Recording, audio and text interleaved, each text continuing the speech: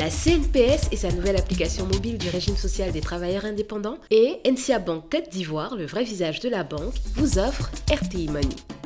Bonsoir à tous et bienvenue dans RTI Money, votre magazine business qui vous parle de l'argent des entrepreneurs, mais aussi des banques, des assurances, de votre couverture sociale et plus généralement de votre argent.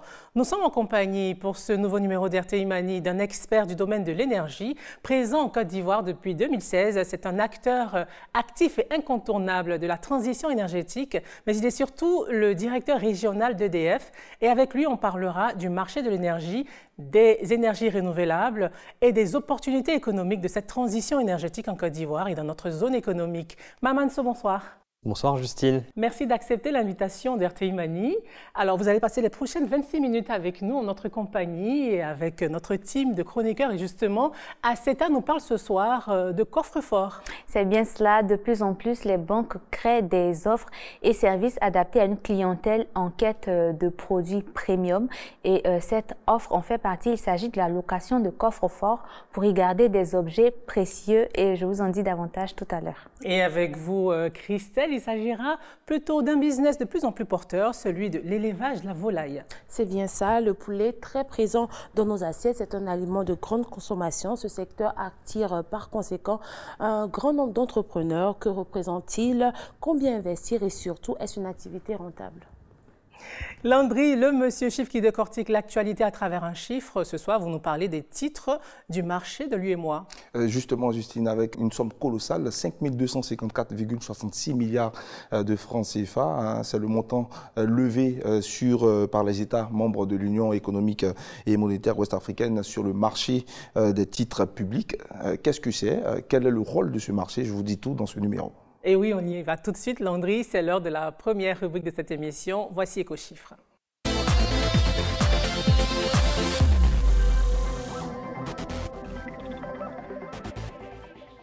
Alors, Landry, on parle des titres du marché de l'UEMOA, mais avant d'aller plus loin, qu'est-ce que c'est? Alors, pour bien comprendre, je vais vous expliquer à travers un exemple. Pour tout citoyen lambda qui a besoin de faire face à certains besoins, nous avons recours à des prêts auprès des banques, auprès de notre employeur ou auprès de certains proches. C'est pareil aussi pour les États lorsqu'ils ont besoin de financer un projet économique tel que des ponts, des établissements, des hôpitaux, etc.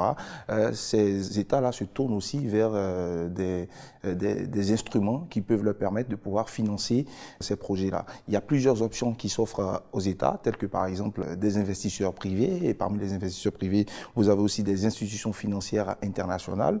Et parmi toutes ces options, il y a ce qu'on appelle le marché des titres de l'UEMOA. C'est un marché à travers lequel les États émettent des bons et des obligations du Trésor par voie d'adjudication pour faire appel à toute personne physique ou morale susceptible de les aider à financer des projets économiques en contrepartie d'une rémunération ou un taux d'intérêt. Et ce sont plus de 5 000 milliards de francs CFA qui ont été levés sur le marché de l'UEMOA par justement les membres. Oui, c'est exactement 5 254,66 milliards de francs CFA qui ont été levés sur le marché financier régional. C'est un montant qui est en baisse de 5,35% par rapport à l'année 2021.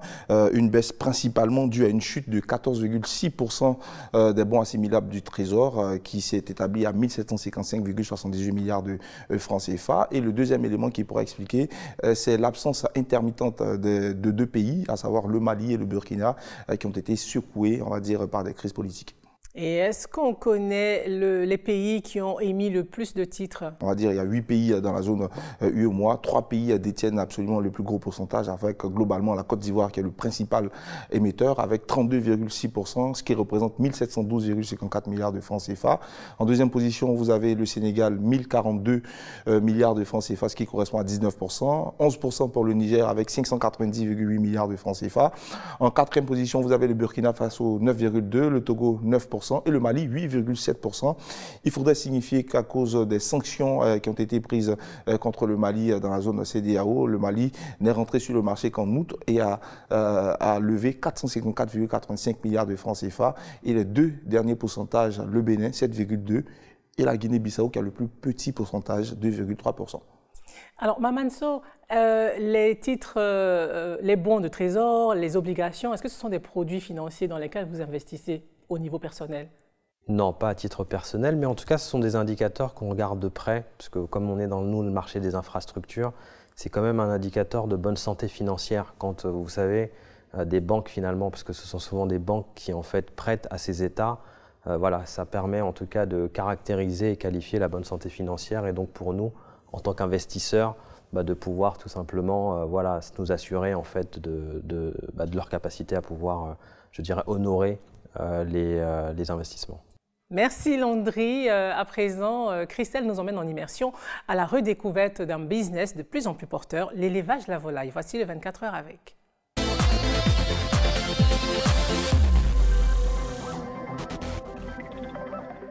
Alors Christelle, avec vous, ce soir, on part en immersion pour découvrir les dessous d'un business très porteur, celui de l'élevage de la volaille. C'est bien ça, l'élevage de la volaille ou encore la filière avicole qui est en pleine structuration en Côte d'Ivoire.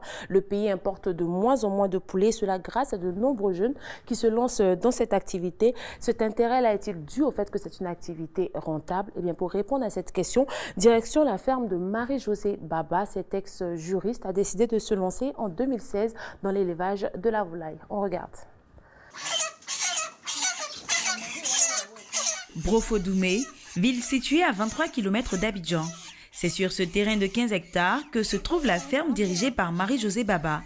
Sa première tâche de la journée, s'assurer que ses poulets sont en bonne santé et correctement nourris. Là, on a donné combien de sacs d'aliments ce matin? 4. 4. Et combien le soir? Comme il doit donner 5 heures, on a donné 1 le soir.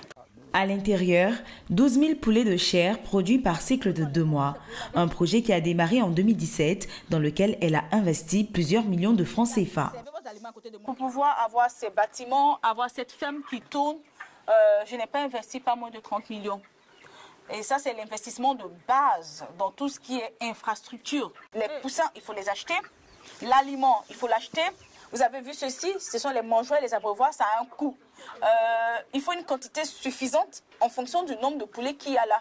Au départ, on a quelques amis et proches qui nous ont aidés, pour certains 1 million par-ci, 2 millions sous forme de crédit qu'on a la lourde charge de rembourser au fur et à mesure.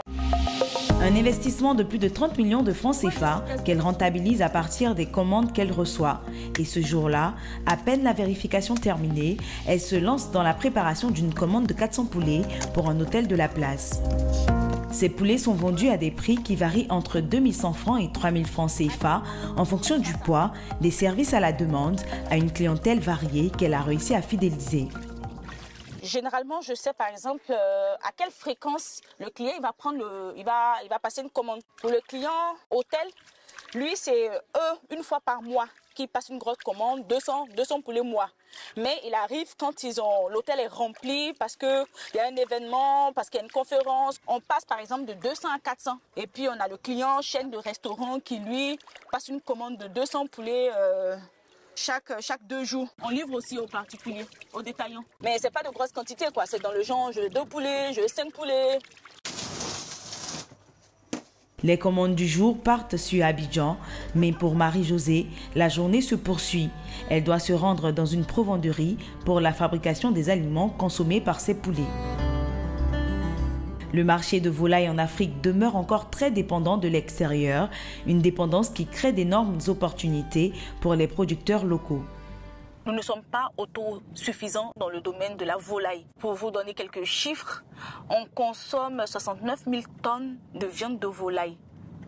Et 90% de cette consommation-là provient des importations. Du coup, vu que c'est un business à fort potentiel économique, social, et que le besoin il est réel, présent, on s'est dit pourquoi pas. Et à côté de ça, on n'a pas forcément besoin d'être un doctorant ou un bachelier pour pouvoir travailler dans la volaille. Du coup, ça aide nos jeunes frères qui ont abandonné les études.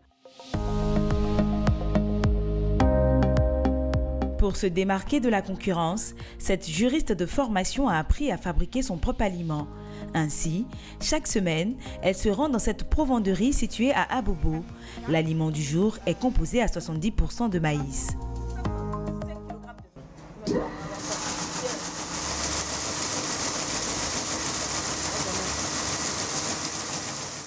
Chaque mois, elle peut fabriquer entre 25 et 35 tonnes d'aliments pour un coût d'environ 8 millions de francs CFA. En fabriquant son propre aliment, elle fait des économies tout en maîtrisant la qualité des ingrédients utilisés.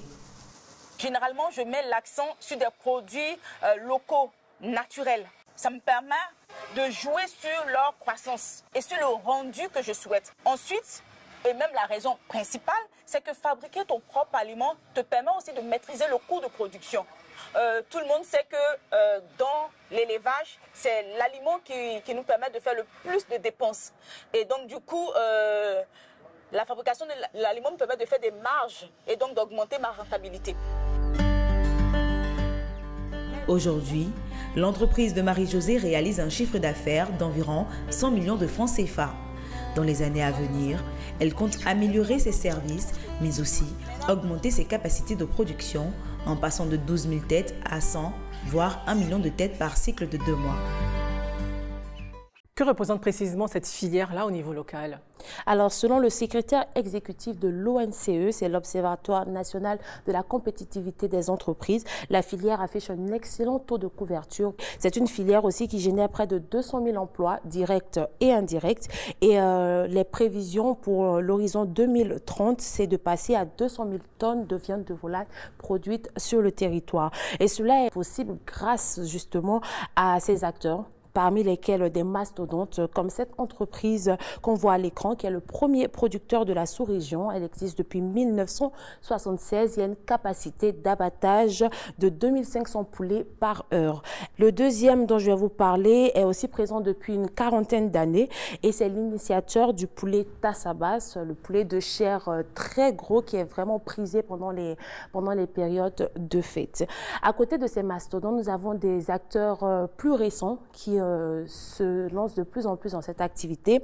Cet acteur-là qu'on voit à l'écran, lui se caractérise par la fraîcheur de ses produits, c'est-à-dire les poulets sont tués le jour même et livrés à domicile ou soit à des restaurants.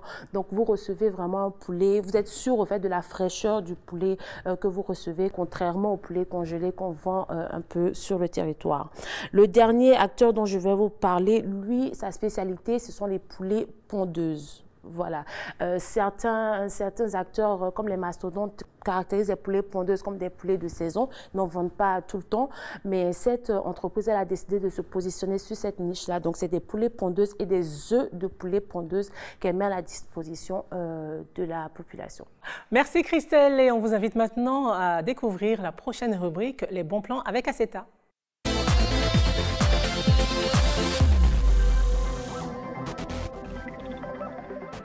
Alors Aceta, vous nous parlez ce soir de coffre-fort. De quoi s'agit-il? Effectivement, Justine, c'est une offre qui s'adresse aux personnes qui possèdent des objets précieux qu'ils souhaitent garder dans un endroit sécurisé. Donc, il s'agit de coffres-forts qui sont logés dans les locaux des banques. On peut y garder des métaux rares, des bijoux qui ont une valeur financière ou une valeur sentimentale importante. Il y a aussi des documents comme les titres de propriété ou les testaments. Les personnes qui gardent leurs objets dans ces coffres-forts-là payent une espèce de loyer pour la location des coffres. Et quelles sont les banques qui proposent cette offre? Plusieurs banques proposent cette offre, mais j'en ai sélectionné 3. Je commence par cette première banque qu'on voit à l'écran qui propose ce service aux clients particuliers et entreprises qui sont titulaires d'un compte chèque dans cette banque. Elle propose différentes tailles de coffres en fonction des objets qu'on doit garder et la location. Le montant de la location sera établi en fonction de la valeur financière des objets qui sont gardés, de la durée de la location et aussi de la taille que vous choisissez pour votre coffre-fort. Je poursuis avec une autre banque qui propose ce service-là à partir de 64 000 francs CFA par an. Toujours en fonction de la valeur des objets, de la taille du coffre aussi. Elle propose 4 différentes tailles de coffres qui partent de 9 cm de haut pour le plus petit à 43,5 cm de haut pour le plus grand. Et je termine par cette dernière banque qui propose toujours la même offre mais avec une option de location collective. Donc, il peut s'agir d'un couple marié légalement qui loue un coffre conjointement pour garder leurs différents objets précieux. Il y a aussi une option pour des personnes qui n'ont aucun lien familial ou parental, mais qui peuvent utiliser différents compartiments du coffre séparément pour y garder leurs différents objets, et cette option permet de supporter collectivement les charges et donc de diminuer le prix. Alors, quels sont les avantages de garder son bien le plus précieux dans un coffre-fort quand on sait que les banques aussi peuvent être sujets à des sinistres? Oui, il y a quand même des risques, mais les banques sont un peu plus sécurisées parce qu'en général, elles disposent de dispositifs de sécurité beaucoup plus importants que les domiciles en général, et les contrats de location sont accompagnés de contrats d'assurance. Donc en cas de vol, la banque vous restitue la valeur financière des biens que vous avez gardés dans votre coffre-fort. Ça veut dire que j'ai mon bijou en diamant, je l'ai gardé, je l'ai perdu, on me donne les milliards qui vont avec, mais pas le bijou. Non, non, pas le bijou, mais les milliards qui vont avec. Merci à CETA pour ces bons plans. C'est le moment de faire une petite pause pour revenir tout de suite après la page pub avec notre invité, Mahaman Sow, directeur régional d'EDF pour l'Afrique de l'Ouest, pour parler de transition énergétique. À tout de suite.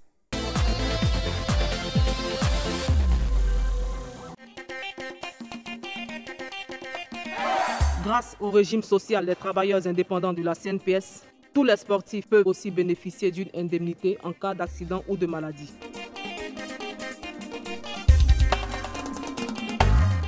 Ami a cotisé 600 francs par jour et elle reçoit 75 000 francs par mois depuis son accident.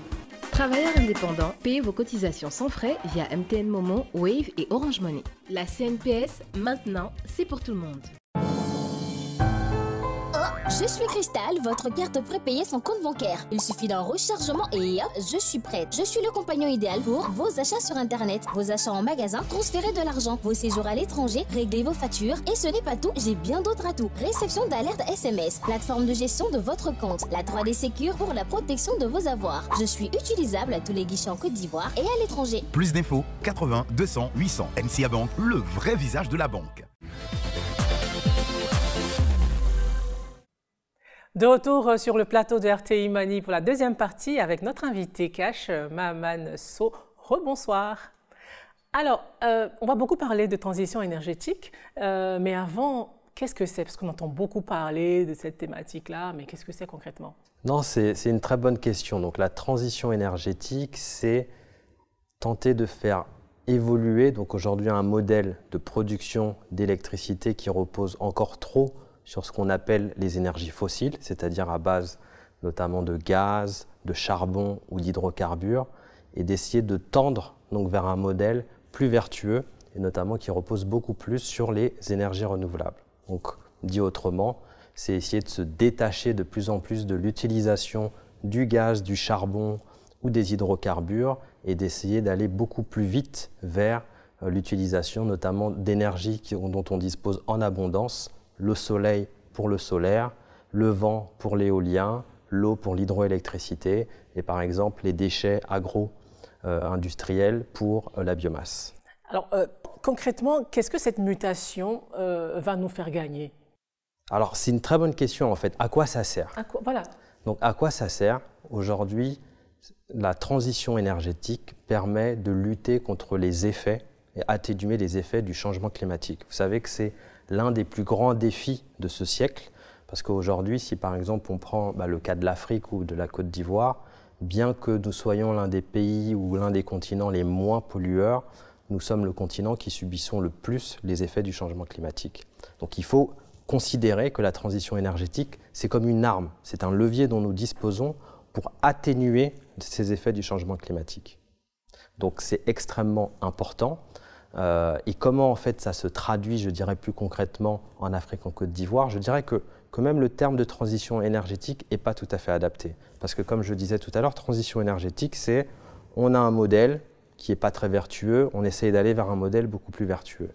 Mais les enjeux en Afrique sont différents. Aujourd'hui, il y a un retard criant, notamment sur le développement des secteurs énergétiques. Donc aujourd'hui, on a besoin d'augmenter les capacités de production, on a besoin de connecter un maximum de clients. Si on rajoute à ça la pression de la croissance démographique, les enjeux d'industrialisation.